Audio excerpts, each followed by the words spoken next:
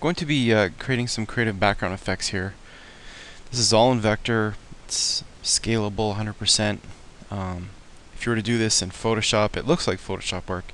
It would be raster, therefore not 100% scalable. So you could be doing this for the web and decide, well, let's go to print, and that you would have to redo the effects over again. So this is a way to have endless possibilities and go back in and actually re-edit your original effect.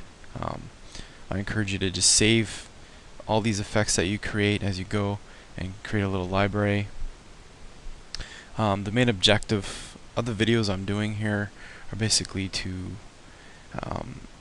not just show trade secrets, but to demonstrate creative ideas. Ideas that can be used in any of your design work.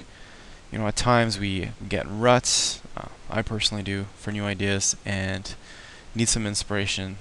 So the videos here are just to spark and ignite your creative thinking. So the main thing here is just to have fun. I'm just going to zoom in.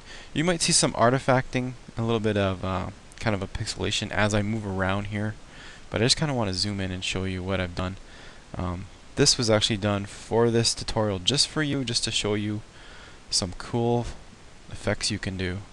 It looks similar, almost similar to stuff that you see on the Macintosh desktops. So you can create your own desktops. I'm using,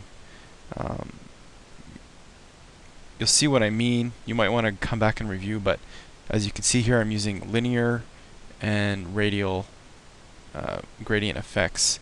So you're seeing linear here, there's straight lines, and here you're seeing curved lines. So that's actually just radial gradient effect.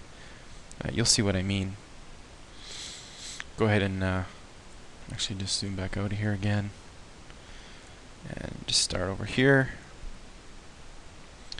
and just draw out a shape. I'm going to hit my tab key to get my palettes open up, and I'm just going to get a default gradient going on. Open up a shape and pick out a color. I'm going to just go ahead and pick out pink. I haven't made a pink one yet. Let's do pink. And I'm just going to actually just make this gradient a little cleaner. We're going to do a radial gradient for this one again, just to kind of show you the ideas. As you add in points here to the gradient, you can see it's actually using the last default color to add in lighter colors of the pink. That's really useful when we're trying to get a nice gradual gradient. In this instance, we want tighter gradients, but it's nice to have these lighter colors in there automatically instead of us messing with the tones and whatnot. So I'm going to just add in a few colors of white here, and then just bring in these gradients nice and tight, and it gives you this real nice effect. Oops. You can pretty much just play and do it as you think, in these things. You can mix radial and linear. That looks pretty cool too. So this is kind of where you start.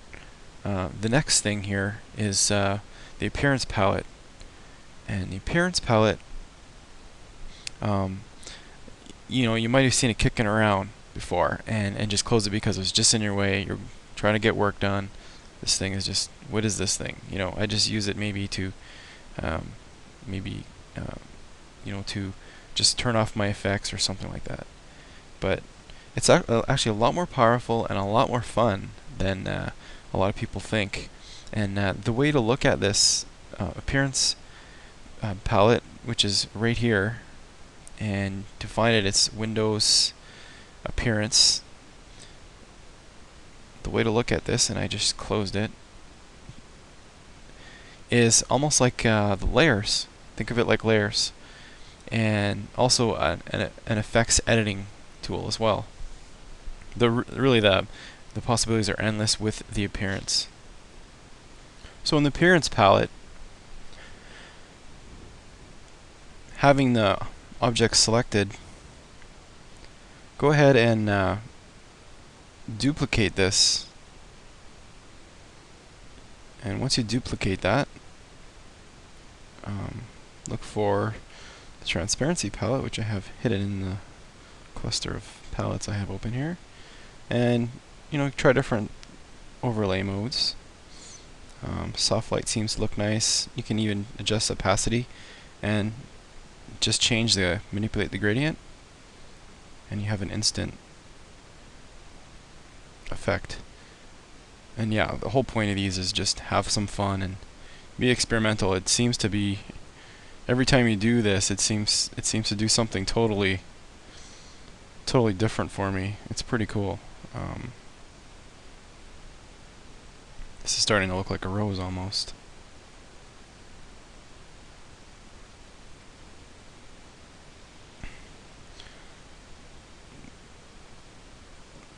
So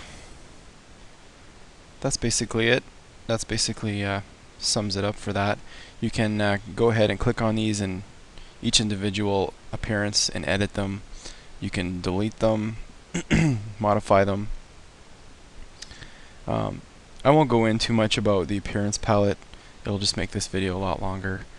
There are really so many things you can do with the appearance palette. As far as editing, you can edit effects.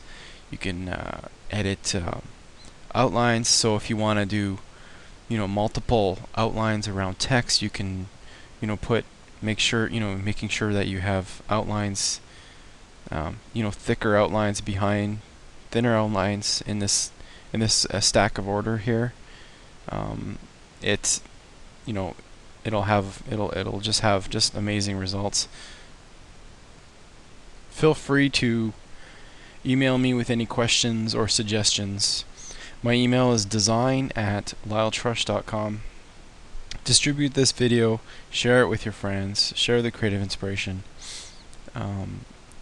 Make sure the videos are not edited or manipulated in any way. For the future, I'll be keeping original artwork like this, the original vector files, and just all my original work, and I'll possibly be hosting videos there as well on a new website called ltcreativestudio.com. And I'll just paste that in the browser here. Well, you can see that it's ltcreativestudio.com. So be sure to keep checking in with that, and I look forward to the next creative video, and I hope to see you there. Thanks a lot.